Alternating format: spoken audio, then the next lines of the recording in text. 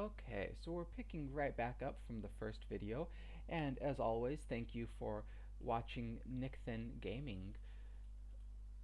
So for this tutorial, we are making our speed speller application.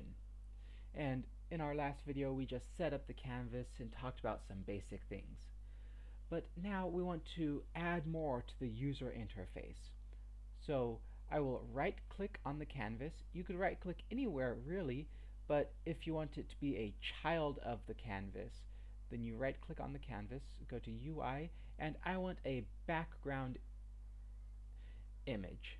Yeah, we can add a background image. Now I want the image to cover the entire thing. So I'm going to click here, and I'm going to click where it shows the blue arrows, which means it will stretch. So this is the position, the middle and the center, but this is for it to stretch. Then I'm going to put everything to 0. Now at this point in time, you could import an image and add it as the sprite here, or you can just change the color. For me, I don't want to import an image, so I will just change the color. For those of you who do want to add an image though, you can drag and drop an image into your assets folder. And then you click on the image, and you want to make sure it is a sprite 2D and user interface UI. And then you would need to click apply afterwards. And from there, you click on your image, and where it says none sprite, you can click here and select it, or since this will not be here in every version of Unity, what you can always do is drag your asset there. And now the background is my logo. But again, I will not be using that, so I will of course delete my image, and let's delete this one as well. And okay, so back where we were just a second ago with the blue image. Now we want to add a few things for the user interface. We want to add the score, and we want to add the high score. But first, it's a very good practice to get into naming all of your components. So this isn't just image, this is background image. If you don't get into the habit of naming things, it creates a big problem later on as you create larger and larger applications. Okay, but now we want some text. So I'm going to create an empty object by right-clicking on Game Canvas and left-clicking Create Empty. So this does nothing, this just helps me organize. Now for this, I am going to call this the UI text. Let's actually call it the UI score text. And just like with the background, I actually want it to fit the entire screen. So I will set the left, top, right, and bottom to 0. I move through the fields like this by pressing the Tab button on my keyboard. Okay, now on the UI score text, we can either have 2 or 4 text objects. Because we don't have much technical text, I will just use 2 text objects. And of course we have to label them. So for this text, I will call it the current score text. Then let's duplicate it.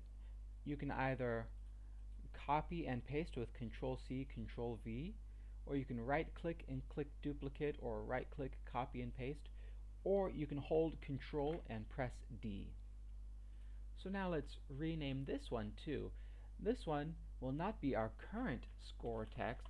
This one will be our high score text.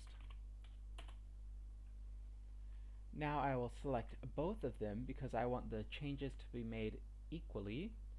I want to change the width to 320, the height to 60.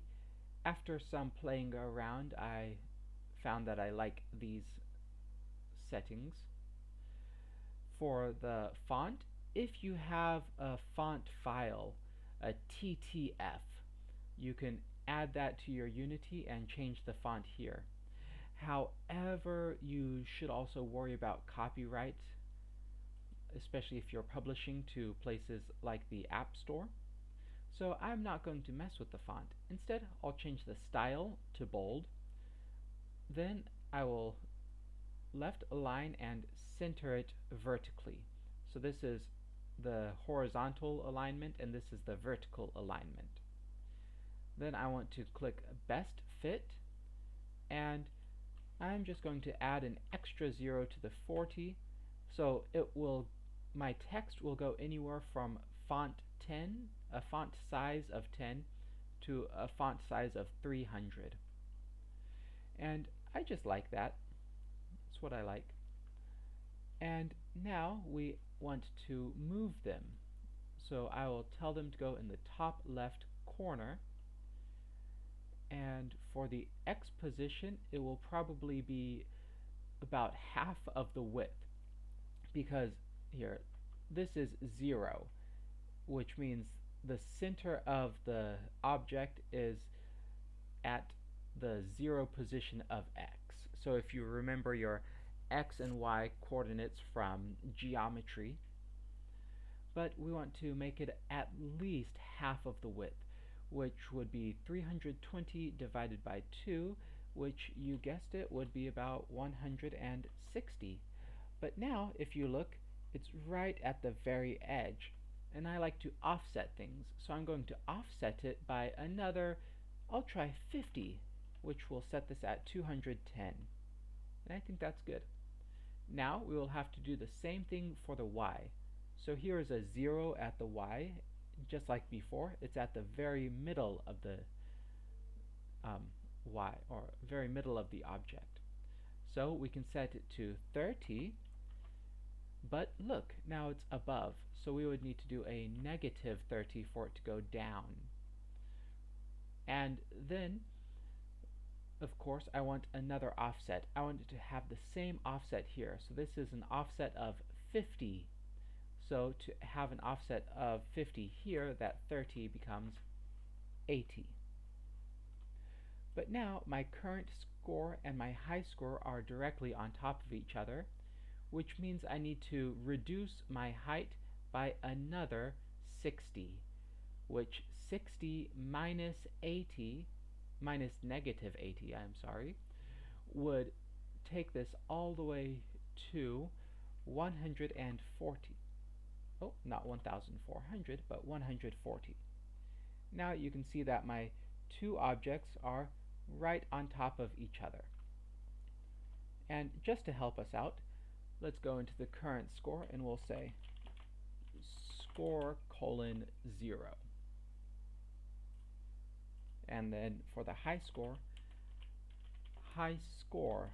colon 0. And look, this is where you see the best fit in action. As we add more text here, the text gets smaller to fit.